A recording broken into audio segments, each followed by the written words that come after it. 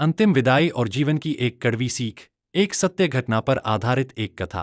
जीवन कभी कभी उन पन्नों की तरह खुलता है जिन्हें हम लिखते तो अपने हाथ से हैं, पर पढ़ते किसी और की इच्छा से हैं। आज मैं श्मशान घाट की ओर बढ़ रहा हूं, उस स्त्री की अर्थी के पीछे जिसने कभी दामाद नहीं, बेटा कहकर बुलाया था और बाद के वर्षों में उसी ने अस्तित्व पर शंखभस्म सबसे गहरे प्रश्न चिन्ह लगा दिए थे। हवा ठंडी है, पर मन में पुराने दिनों की तपिश अभी भी जल रही है।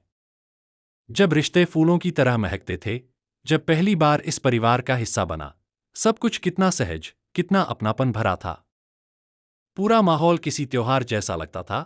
खुशियां, हंसी, स्वादिष्ट भोजन, नए कपड़े, उपहार, मान सम्मान। यह खातिरदारी किसी दामाद की नहीं था, मानो घर का सबसे प्यारा बेटा सा था। किसे मालूम था कि फूलों की महक एक दिन इतनी तेज आंधियों में बदल जाएगी। एक सपने की शुरुआत और रिश्तों का मोड़। एक कंप्यूटर संस्था के स्थापना का विचार मन में एक नन्हे पौधे की तरह जन्मा था, पर उसे पानी सभी देना चाहते थे। मेरे छोटे ने अपनी पढ़ाई और करियर को किनारे रखकर पूरा संस्थान को संभाला। वही एडमिन, वही फाइनेंस, वही दिन भर की भागदौड़। सपना हकीकत बनने लगा। शहर ने हमें पहचान देना शुरू कर दिया।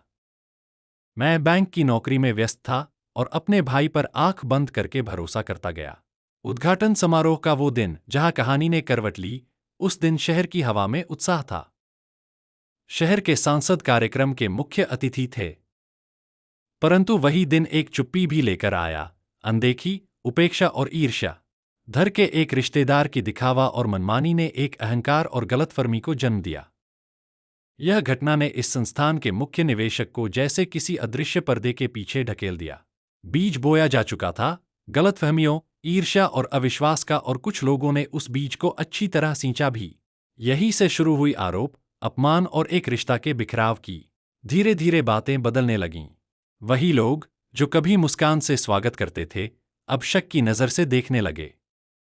झूठी बातें, कान भरना, भागीदारी के पैसे, व्यवसाय की सच्चाई, सब पर सवाल खड़े करने लगे। बेईमानी का आरोप लगा और रिश्ते को तार तार किया। एक भोली सी बेटी जिसने अभी सांसारिक दुनिया में अपना पैर ही रखा था, उस पर झूठा इल्जाम लगा कि उसने अपने ही घर का नुकसान किया।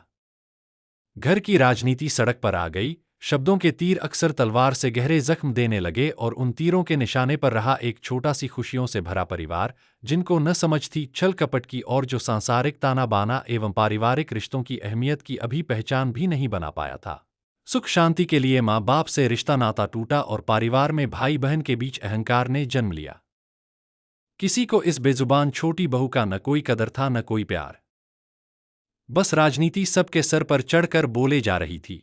एक बेटी जिसकी आंखें हमेशा अपनी मां की ओर प्यार से उठती थीं, धीरे धीरे उन आंखों में निराशा की धुंध छाने लगी।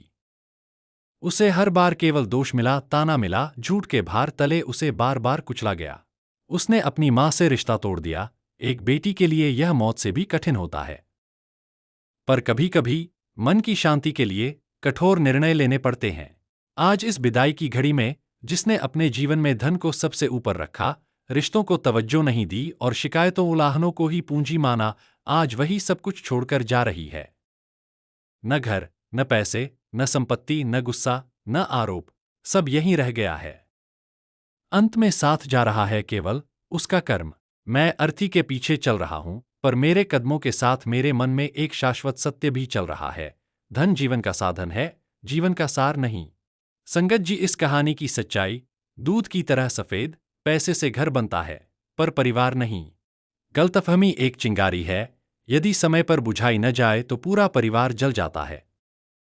और अंत में अहंकार हर रिश्ते को खा जाता है। जीवन का सबसे बड़ा सत्य। श्मशान में आग जलती है और मैं भीतर एक और आग जलती देख रहा हूं, सच्चाई की। धन का लालच सदैव रिश्तों को खंडहर बना देता है। और अंत में जब अर्थी उठती है तो याद नहीं रहता कि किसने कितना पैसा कमाया, याद रहता है किसने दिल कमाया। गुरुवाणी। आत्मा नश्वर नहीं होती संगत जी। देह तो बस एक वस्त्र है जिसे समय आने पर उतार देना पड़ता है। जब आत्मा इस शरीर को त्यागती है तो वह पाप और बंधनों के बोझ से मुक्त हो जाती है। शरीर नाशवान है, पर आत्मा सदा निर्मल, सदा अजरमर है। मृत्यु केवल परिवर्तन है, अधूरे से पूर्ण की ओर, बंधन से मुक्ति की ओर। जय गुरु जी। ओम नमः शिवाय।